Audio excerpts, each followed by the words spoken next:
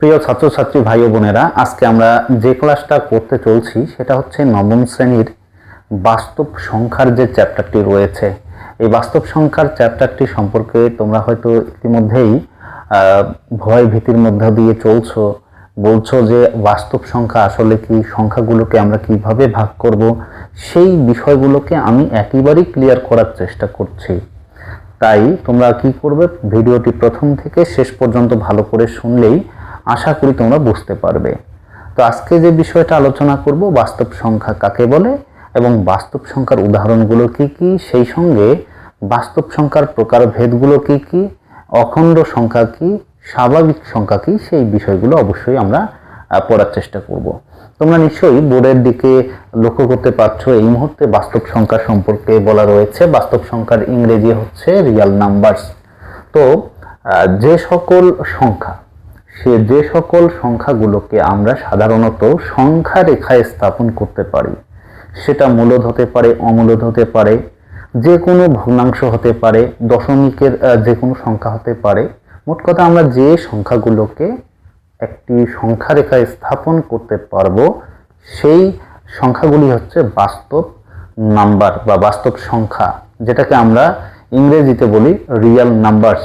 তোমরা এখানে লক্ষ্য করতে পারছো যে সংখ্যা রেখায় স্থাপন করা যায় এরূপ সংখ্যাকে বাস্তব সংখ্যা বলে। বাস্তব সংখ্যা ঋণাত্মক, ধনাত্মক, পূর্ণ সংখ্যা, ভগ্নাংশ ইত্যাদি হতে পারে। যেমন 2, 3 বা 2, 5, 7 √2, তারপর 1 পূর্ণ 1/2, 1/3, -9 ইত্যাদি। বাস্তব সংখ্যার যে ব্যাপক ব্যবহার, সেটা কোথায় কোথায় আমরা দেখতে পারি? বাস্তব সংখ্যার ব্যবহার মূলত আমরা গণিত, পদার্থবিদ্যা, প্রকৌশলী, এছাড়া অর্থনীতিতে আমরা এর ব্যাপক ব্যবহার দেখতে পারি। তো সুতরাং এই বাস্তব সংখ্যাকে আমরা মূলত কয় ভাগে ভাগ করি? তোমরা নিশ্চয়ই এখানে দেখতে পাচ্ছ, বাস্তব সংখ্যাকে মূলত আমরা 2 ভাগে ভাগ করি। এক, মূলদ সংখ্যা, যাকে আমরা ইংরেজিতে বলি রেশিওনাল নাম্বার। তারপর এখানে তোমরা দেখতে পাচ্ছ 2 নম্বর হচ্ছে অমূলদ সংখ্যা, অর্থাৎ ইরেশিওনাল নাম্বারস। ওকে, তাহলে বাস্তব সংখ্যা কাকে বলে আমরা যেটা বুঝলাম, যে সংখ্যা রেখায় স্থাপন করা যায় এরূপ সংখ্যাই হচ্ছে বাস্তব সংখ্যা। সেটা ঋণাত্মক হতে পারে, ধনাত্মক হতে পারে, পূর্ণ সংখ্যা হতে পারে, ভগ্নাংশও হতে পারে। তাই এই যে টোটাল সংখ্যাগুলো, সেই সংখ্যাগুলোকেই আমরা বলবো বাস্তব সংখ্যা। মোট কথা, যাদের অস্তিত্ব রয়েছে তাদেরকেই আমরা বলবো বাস্তব সংখ্যা। আর এই বাস্তব সংখ্যাকে মূলত 2 ভাগে ভাগ করা হয়। একটা হচ্ছে কি, মূলদ সংখ্যা বা রেশিওনাল নাম্বারস, আর একটা হচ্ছে কি, 2 নম্বর হচ্ছে অমূলদ সংখ্যা বা ইরেশিওনাল নাম্বারস। তো এবারে আমরা শিখব যে স্বাভাবিক সংখ্যা কাকে বলে। স্বাভাবিক সংখ্যা তোমরা নিশ্চয়ই, তোমরা হাটে যাও, বাজারে যাও, স্কুলে যাও, হ্যাঁ, তো সেখানে তোমরা সব সময় পজিটিভলি কথা বলো। 1 থেকে তোমরা সেই সংখ্যাগুলো গণনা শুরু করো, তাই না? ধরো একটা চকলেট কিনতে গেলে সেখানে দেখবে যে চকলেটের দাম 1 টাকা। তারপর কোনো আর অন্য কিছু কিনতে গেলে একটা বিস্কিটের দাম দেখা গেল 5 টাকা লেখা রয়েছে। ওখানে ঋণাত্মক কিন্তু আমরা কোনো কথাই বলি না, বা কোনো শূন্য টাকা হিসেবে কোনো কিছু লেনদেন আমরা করি না। অর্থাৎ যেটা আমরা লেনদেন করি তা সব ধনাত্মক হিসেবেই লেনদেন হয়। সে কারণেই আমরা 1 থেকে গণনা শুরু করি, একেবারে অসীম পর্যন্ত, ইনফিনিটি পর্যন্ত আমরা তা গণনা করি। তো সেটাই হচ্ছে মূলত কি, স্বাভাবিক সংখ্যা। এজন্যই এটাকে আমরা ন্যাচারাল নাম্বারস বলে থাকি। মোট কথা হচ্ছে, যে সকল ধনাত্মক সংখ্যা 1 থেকে অসীম পর্যন্ত গণনা করা যায় বা হয়, সেই সকল সংখ্যাকে স্বাভাবিক সংখ্যা বলে। যেমন 1, 2, 2010, 50,000, 1 কোটি, 2 কোটি, অসীম। অর্থাৎ আমরা এই সকল সংখ্যাগুলোকেই সাধারণত গণনা করে থাকি। তাই এগুলো হচ্ছে কি বলতো, এগুলো হচ্ছে স্বাভাবিক সংখ্যা বা ন্যাচারাল নাম্বারস, আর একে প্রকাশ করা হয় ক্যাপিটাল এন দ্বারা।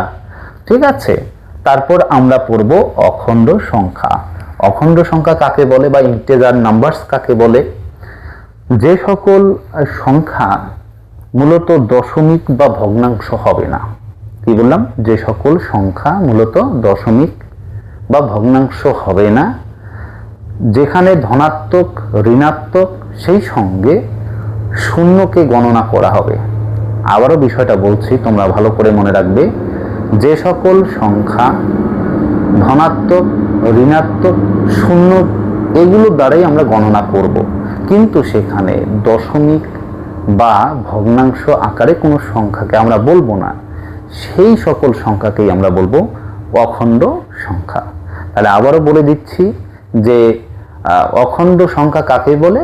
অখণ্ড সংখ্যা হচ্ছে সেই সকল সংখ্যা, যে সকল সংখ্যাকে আমরা দশমিক বা ভগ্নাংশ আকারে হিসাব করব না বা গণনা করব না, আর যে সকল সংখ্যাকে আমরা শুধুমাত্র শূন্য সহ ধনাত্মক ঋণাত্মক এই জাতীয় সংখ্যাগুলোকে গণনা করব, সেই সকল সংখ্যাকেই আমরা বলবো কি?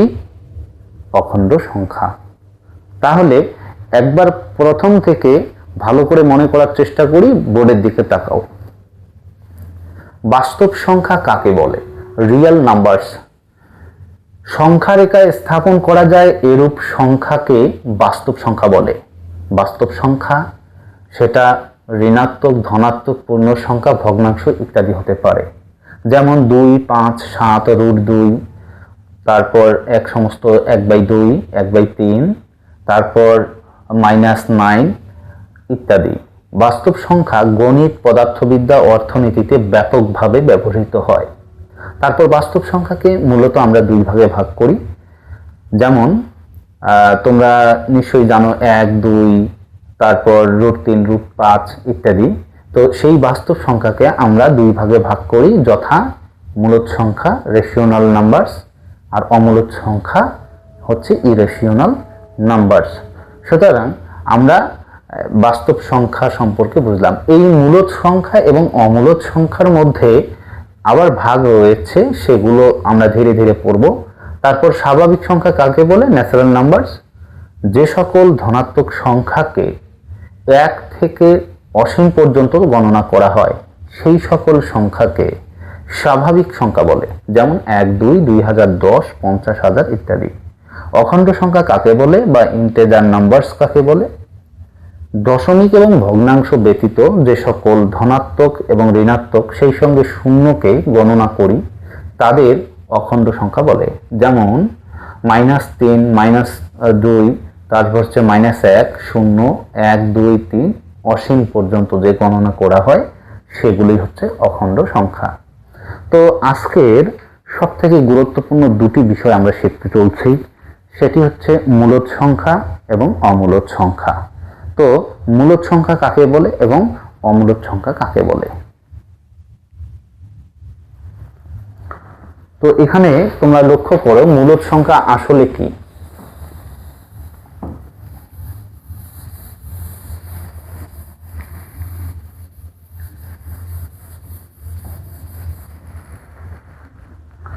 তো মূলদ সংখ্যা বলতে গেলে আগে বলতেই হচ্ছে যে আমরা সাধারণত যে বিষয়গুলো বা যে গণনাগুলো করে থাকি 1, 2, 3, 4, 1/2, 1/3, তো এগুলো কি জাতীয় সংখ্যা? একটা প্রশ্ন হতে পারে। তো তার উত্তরে আমরা একবারই বলবো এগুলো হচ্ছে মূলদ সংখ্যা। তাহলে মূলদ সংখ্যাকে আমরা কিভাবে সংজ্ঞায়িত করব? যে সকল সংখ্যাকে p/q আকারে অর্থাৎ ভগ্নাংশ আকারে লেখা যায় সেই সকল সংখ্যাকেই আমরা বলবো মূলদ সংখ্যা। তো বোর্ডের দিকে একটু লক্ষ্য করো যে মূলদ সংখ্যা কাকে বলে।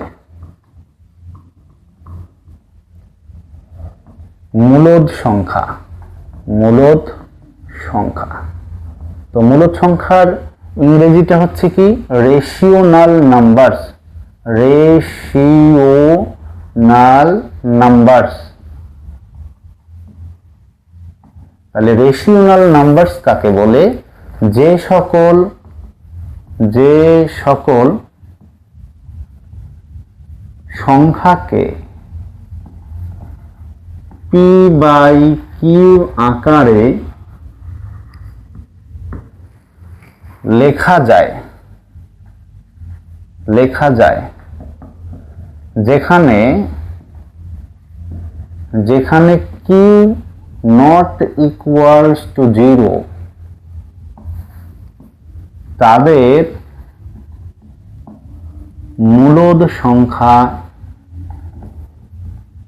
মূলদ সংখ্যা বলে। উদাহরণ কি? আমরা উদাহরণ দিতে পারি, যেমন 1, 2, 0, 1/3 ইত্যাদি। তো এই বিষয় সম্পর্কে অনেকে বিরূপ মন্তব্য করতে পারো যে স্যার কিভাবে শূন্যটা মূলদ সংখ্যা হয়। কারণ আমরা জানি যে কোনো সংখ্যার নিচে যদি অদৃশ্য কিছু থেকে থাকে সেটা একমাত্র 1 থাকে। তাহলে তোমরা লক্ষ্য করো যে এই যে আমরা প্রথমে যে 1টা লিখেছি এটাকে কিভাবে ভগ্নাংশে আমরা লিখেছি, দেখো 1/1, অর্থাৎ যে কোনো সংখ্যার নিচে অদৃশ্য 1 আছে। তো এখানে দেখো তোমরা যে এটা কি হয়ে যাচ্ছে, 1 মানে হচ্ছে 1/1। তারপর এটা যেহেতু পি, এটা যেহেতু কিউ, তাই কিউটা কখনোই শূন্য হলো না, অর্থাৎ নিচেরটা শূন্য হলো না, তাই 1/1 হচ্ছে পি বাই কিউ আকারে লেখা যাচ্ছে। ঠিক একইভাবে 2, এই সাধারণ যে 2 লিখেছি এর নিচেও কিন্তু অদৃশ্য 1 আছে, অর্থাৎ হর কিন্তু 1 হবে। তারপর 0 নিচেও কিন্তু অদৃশ্য 1 রয়েছে, তাই শূন্যটা এই জায়গায় এই মুহূর্তে মূলদ সংখ্যা, যদিও শূন্যকে আমরা অখণ্ড সংখ্যা বলে থাকি, স্বাভাবিক সংখ্যা নয়, এটি একটি অখণ্ড সংখ্যা। তারপরেও এটি মূলদ সংখ্যার দলে পড়ে। তারপর এখানে তো তোমরা দেখতেই পাচ্ছ 1/3, এটিও পি বাই কিউ আকারে লেখা রয়েছে। তো সুতরাং আমরা কি বুঝলাম মূলদ সংখ্যা সম্পর্কে? যে সকল সংখ্যাকে পি বাই কিউ আকারে লেখা যায়, যেখানে কিউ নট ইকুয়ালস টু 0 তাদের মূলদ সংখ্যা বলে, যেমন 1, 2, 0, 1/3 ইত্যাদি। এখন প্রশ্ন হতে পারে যে কিউ যদি 0 হয় তাহলে আমরা কি বলবো তাকে? হ্যাঁ, প্রশ্ন হতেই পারে যে কোন একটা সংখ্যার নিচে কথার কথা 0 আছে, তাহলে সেটাকে আমরা কিভাবে সংজ্ঞায়িত করব? তো দেখো এখানে যে যদি কোনো একটা সংখ্যা এরকম থাকে 2 এখানে 0 দেওয়া আছে, তো এটাকে আমরা কি বলবো? এটাকে আমরা বলবো যে অসংজ্ঞায়িত, অর্থাৎ অসংজ্ঞাত বা প্রকাশ করা যায় না, এরূপ কোনো ভাষা দিয়ে আমরা এটাকে লিখব। সুতরাং যে কোনো সংখ্যার নিচে যদি 0 থাকে সেটাকে অসংজ্ঞাত বলে আমরা আখ্যায়িত করি। ক্লিয়ার? সুতরাং আমরা এতক্ষণ যেটা বুঝলাম মূলদ সংখ্যার আরেকটা উৎকৃষ্টতম উদাহরণ হচ্ছে বিভিন্ন পৌনঃপুনিকের যে সংখ্যাগুলো রয়েছে, সেই পৌনঃপুনিকের সংখ্যাগুলোই হচ্ছে এখানে মূলদ সংখ্যার উৎকৃষ্টতম উদাহরণ। যেমন ধরো লেখা রয়েছে 1.010101 এভাবে আসতেছে, অর্থাৎ পর একটা ছন্দবদ্ধভাবে কিন্তু সেই সংখ্যাগুলোই ঘুরে ফিরে আসতেছে। তোমরা লক্ষ্য করো, এই যে 0টা 1-এর পর আসলো, আবার এই 0টা 1-এর পর আসলো, তো এইভাবে আসতেছে। আবার 1টাকে তোমরা লক্ষ্য করো যে 1-এর পর 0-র পর 1 আসলো, আবার 0-র পর 1 আসলো। সুতরাং এই ক্ষেত্রে এটিকেও আমরা বলবো মূলদ সংখ্যা। আবার তোমরা পৌনঃপুনিকের ক্ষেত্রে তোমরা নিশ্চয়ই দেখেছো যে মনে করো 1.5 পৌনঃপুনিক, 4 পৌনঃপুনিক এরকম দেওয়া থাকে, অথবা একটা পৌনঃপুনিক দেওয়া থাকে। তো এই পৌনঃপুনিকের যে সংখ্যাগুলো রয়েছে এগুলো কিন্তু মূলদ সংখ্যা। তাহলে আবারও তোমাদের আরেকবার বলে দিচ্ছি যে মূলদ সংখ্যা কাকে বলে বা রেশিওনাল নাম্বারস কাকে বলে? যে সকল সংখ্যাকে পি বাই কিউ আকারে লেখা যায়, যেখানে কিউ নট ইকুয়ালস টু 0 তাদের মূলদ সংখ্যা বলে, যেমন 1, 2, 0, 1/3, এছাড়াও 1.010101, তারপর 1.05 5 পৌনঃপুনিক, 4 পৌনঃপুনিক ইত্যাদি হচ্ছে মূলদ সংখ্যার উদাহরণ। তবে 2/0 এটি কিন্তু মূলদ সংখ্যার উদাহরণ নয়, এটাকে আমরা বলবো অসংজ্ঞাত। কথার কথা 5/0 রয়েছে, 5-এর নিচে 0, তো এটাকে আমরা কি বলবো? এটাকেও আমরা বলবো অসংজ্ঞায়িত বা অসংজ্ঞাত। ঠিক আছে, তো তারপর আমরা শিখতে চলছি অমূলদ সংখ্যা কাকে বলে।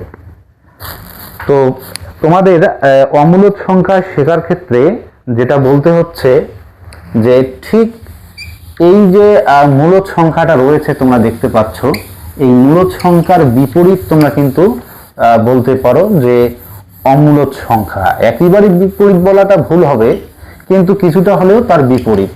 কেননা মূলদ সংখ্যাকে যেভাবে ভগ্নাংশ আকারে লেখা যায়, অমূলদ সংখ্যাকে কিন্তু সেইভাবে ভগ্নাংশ আকারে লেখা যায় না।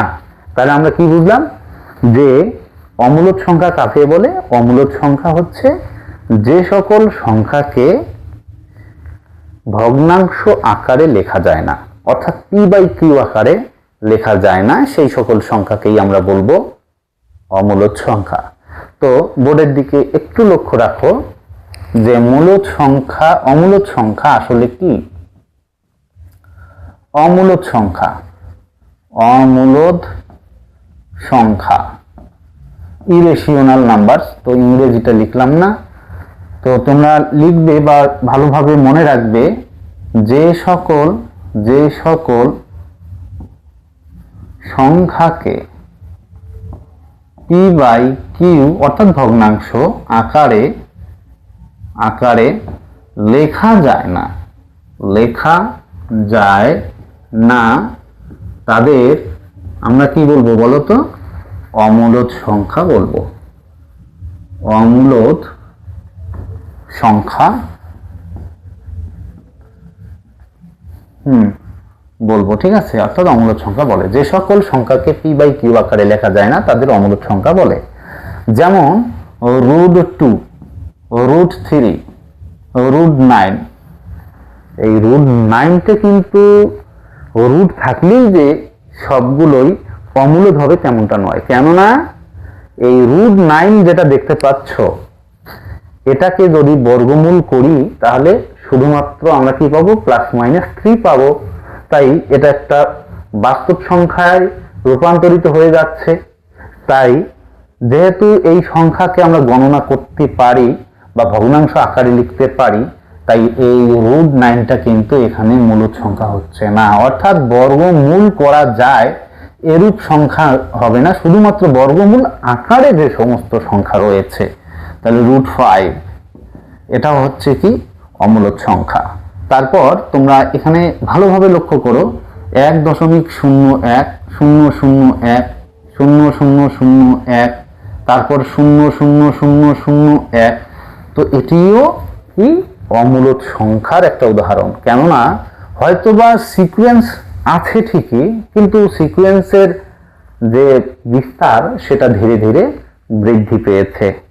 তাই এক্ষেত্রে 1.01, 001, 0001, তারপর 00, 4টে শূন্যর পর 1, তো এই সংখ্যাটার ক্ষেত্রে তোমরা দেখো একটা শূন্যর পর 1 এখানে, তারপর এখানে 2টা শূন্যর পর 1, তারপর 3টা শূন্যর পর 1, তো এর লিরিকটা কিন্তু মানে বৃদ্ধি পাচ্ছে, অর্থাৎ এর বিস্তারটা ধীরে ধীরে বৃদ্ধি পাচ্ছে। সেই ক্ষেত্রে এটিকেও আমরা কিসের দলে রাখবো? এই সংখ্যাটিকে, এই টোটাল সংখ্যাটিকে রাখবো আমরা অমূলদ সংখ্যার দলে।